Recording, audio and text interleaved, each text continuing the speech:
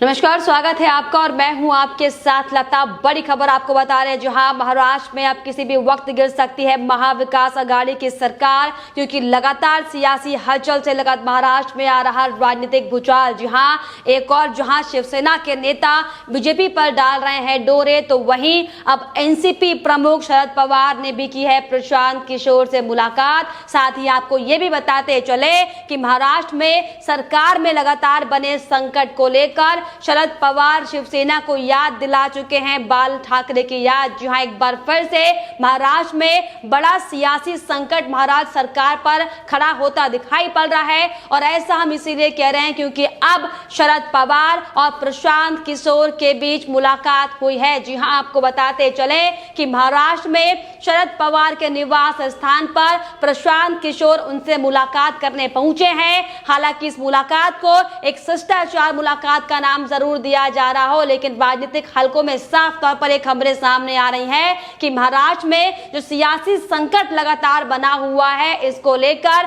खास बातचीत इस दौरान प्रशांत किशोर और शरद पवार के बीच में की जा रही है। जी हां, दरअसल आपको बताते चले कि प्रशांत किशोर चुनावी रणनीतिकार हैं और यही बड़ी वजह है कि शरद पवार ने इस ऐसे मौके पर उनसे मुलाकात का मन बनाया है, क्योंकि दरअसल महाराष्ट्र में लगातार पिछले कई दिनों से जो हालात बने हुए हैं, संकट के बादल महाविकास आघाड़ी सरकार पर दिखाई पड़ रहे हैं। और ये साफ तौर पर स्थिति सही साफ हो चुकी है कि महाराष्ट्र में अब कुछ भी सही नहीं चल रहा है, क्योंकि जिस तरीके से एक और लगातार शिवसेना के बड़े आला नेता पीएम नरेंद्र मोदी और बीजेपी पर डोरे डालते दिखाई पड़ रहे हैं, तो इससे साफ तौर पर यह कयास लगाए जा रहे हैं कि महाराष्ट्र में कोई बड़ी हलचल होने वाली है। यही बड़ी वजह है कि लगातार महाविकास आघाड़ी, जो कि 3 पहियों की सरकार बनी थी महाराष्ट्र में, अलग अलग विचारधारा के लोगों ने मिलकर जिस तरीके से सरकार बनाई थी, अब उनकी अलग अलग विचारधारा के चलते ही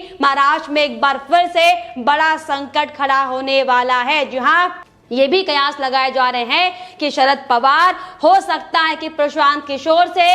नए मुख्यमंत्री के चेहरे पर लेकर भी बातचीत कर सकते हैं, क्योंकि जिस तरीके से लगातार हमने आपको खबरें दिखाई है कि इसके पहले भी शरद पवार ये साफ तौर पर संकेत दे चुके हैं कि वो वर्तमान में उद्धव ठाकरे की सरकार, उद्धव सरकार के नेतृत्व से वो खुश नजर नहीं आ रहे थे, जिसको लेकर उन्होंने साफ तौर पर यह कबूल भी किया था कि उनकी बड़ी भारी भूल थी कि उन्होंने मुख्यमंत्री पद के लिए उद्धव ठाकरे का नाम चयनित किया था। लेकिन अब जिस तरीके से आपको बताते चले कि लगातार जो राजनीतिक अटकलें सामने आ रही हैं महाराष्ट्र में, और ऐसे समय में इसी बीच में अब जब शरद पवार ने साफ तौर पर प्रशांत किशोर से मुलाकात का मन बनाया है, तो इसको लेकर अब राजनीतिक गलियारों में भी तमाम तरह की बातें होनी शुरू हो चुकी है, क्योंकि आपको बताते चले कि महाराष्ट्र में अब बहुत जल्द एमसीडी के चुनाव भी होने वाले हैं। और यही बड़ी वजह है कि अब ये महाविकास आघाड़ी के तीनों पहिए अलग अलग विचारधारा में लगातार आपसी खींचतान में साफ तौर पर सामने आ रहे हैं। आपको बताते चले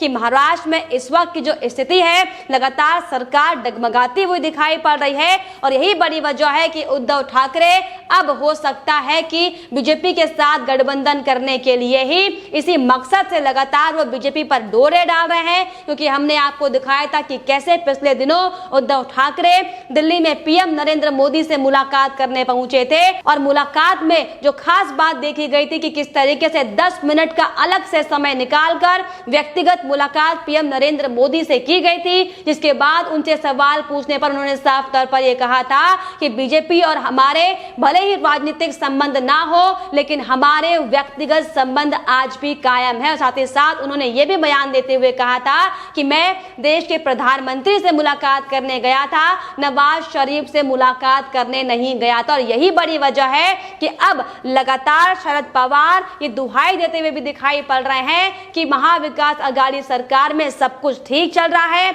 और महाविकास आघाड़ी यानी 3 पहियों की सरकार मिलकर ही आगामी लोकसभा चुनाव और विधानसभा चुनाव में फतेह हासिल करेगी। हालांकि आपको बताते चले कि शरद पवार का दर्द साफ तौर पर इस बात से समझा जा सकता है कि शरद पवार ने शिवसेना को एक बार फिर से बाला साहब ठाकरे की भी याद दिलाई है। उन्होंने साफ तौर पर यह कहा है कि बाला साहब ठाकरे ने इंदिरा गांधी के प्रति अपने वचन का सम्मान किया था और ये इशारा है दरअसल एक ही शिवसेना को वो समझाना चाह रहे हैं कि शिवसेना आपसी परस्पर मिलजुल कर काम करे और सरकार को बचाने की कोशिश करे। लेकिन आपको बताते चले कि अब इस मुलाकात के कई अलग अलग राजनीतिक मायने भी निकाले जा रहे हैं, क्योंकि लगातार जो हौच-पौच महाराष्ट्र में बना हुआ है वो हम सबके सामने है। क्योंकि पिछले दिनों यही शरद पवार देवेंद्र फडणवीस से भी मुलाकात करते हुए दिखाई पड़े थे और उसके पहले अमित शाह से भी शरद पवार ने मुलाकात की थी। लेकिन आप सोचिए कि राजनीतिक अटकलों के बीच जब उद्धव ठाकरे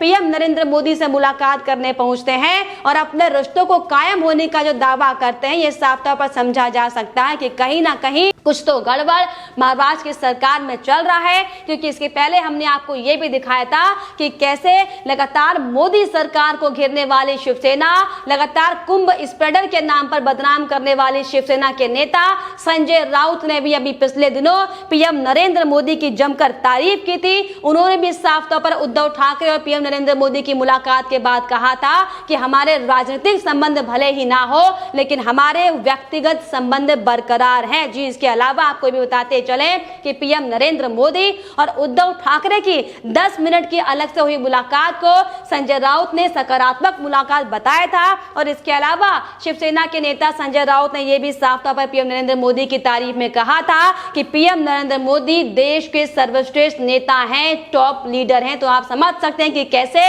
अब राजनीतिक खिचड़ी महाविकास अघाड़ी सरकार में पक रही है। और अब जब उद्धव ठाकरे को साफ साफ ये नजर आने लगा है कि अब किसी भी वक्त महाविकास अघाड़ी सरकार धराशायी हो सकती है, अब किसी ना किसी तरीके से अपनी सरकार को बचाने के लिए या यूं कहा जाए कि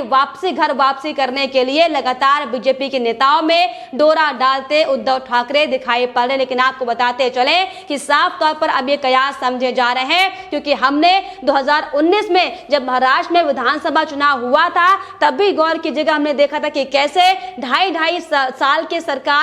सरकार के फॉर्मूले को लेकर शिवसेना और बीजेपी में तन गई थी, जिसके बाद शिवसेना ने बीजेपी का दामन छोड़कर अपने ही विरोधी दलों के साथ हाथ मिलाकर महाविकास अघाड़ी सरकार का गठन किया था। लेकिन अब जब से सरकार बनी है और तब से जो राजनीतिक घटनाक्रम लगातार सामने आए हैं, जिस तरीके से कांग्रेस से लेकर एनसीपी के लीडर अपने ही मुख्यमंत्री से खुश नहीं नजर आ रहे थे, अब ये साफ तौर पर कयास लगाए जा रहे हैं कि ये हो सकता है कि शरद पवार अब जो प्रशांत किशोर से मुलाकात कर रहे हैं, जो लंच के लिए इनवाइट किया गया है, इसमें अब अगले मुख्यमंत्री के चेहरे को लेकर बातचीत की जाएगी। जहां 2.5 साल अभी सरकार के बचे हैं और ये बड़ी वजह है कि अब इन 2.5 सालों में जो बचे हुए 2.5 साल है, इसमें उद्धव ठाकरे को चेहरे को हटाकर शरद पवार अब किसी और का चेहरा सामना लाने चाहते हैं। और यही बड़ी वजह है कि अब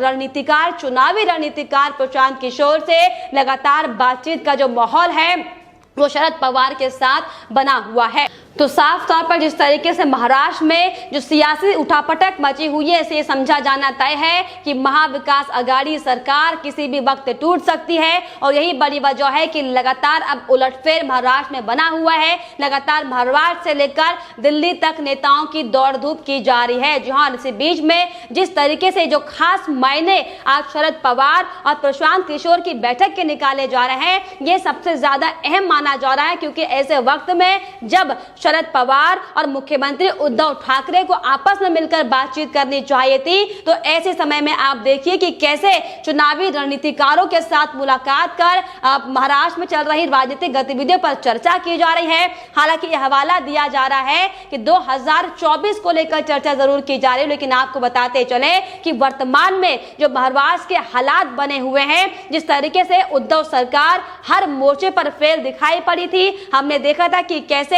महाविकास अघाड़ी सरकार में मतभेद की तस्वीरें बार बार सामने आई थी, फिर चाहे वो एंटिलिया केस से जुड़ा हुआ मामला हो, फिर चाहे वो कोरोना से जुड़ा हुआ मामला हो, या फिर चाहे प्रदेश में भ्रष्टाचार से जुड़ा हुआ मामला हो। लेकिन आपको बताते चले कि अब उद्धव ठाकरे चारों तरफ से घिर चुके हैं, उनके जो आपसी सहयोगी दल है वो भी उनका साथ नहीं दे रहे हैं। और यही बड़ी वजह है कि अब लगातार उद्धव ठाकरे पीएम नरेंद्र मोदी को मनाने में लगे हुए हैं और उनके जो चेले चपाटे हैं यानी कि संजय राउत से लेकर तमाम शिवसेना के नेता अब वो सिर्फ और सिर्फ बीजेपी की तारीफों के पुल बांधते हुए दिखाई पड़ रहे हैं। जी हाँ, क्योंकि जिस तरीके से पिछले दिनों से हमने देखा था कि कैसे महाराष्ट्र में जो गतिविधियां चलती हुई आ रही हैं, जिस तरीके से उद्धव ठाकरे ने भी शरद पवार को साफ तौर पर तल्ख लहजों में यह साफ कहा था कि सिर्फ और सिर्फ सरकार बचाना शिवसेना की जिम्मेदारी नहीं है। लेकिन अब इसी बीच में जिस तरीके से कांग्रेस के तमाम नेता भी अपनी ही सरकार के खिलाफ बगावत कर चुके हैं, जिस तरीके से एनसीपी के जो नेता है वो अलग अलग सुर में दिखाई पड़ रहे हैं, और अब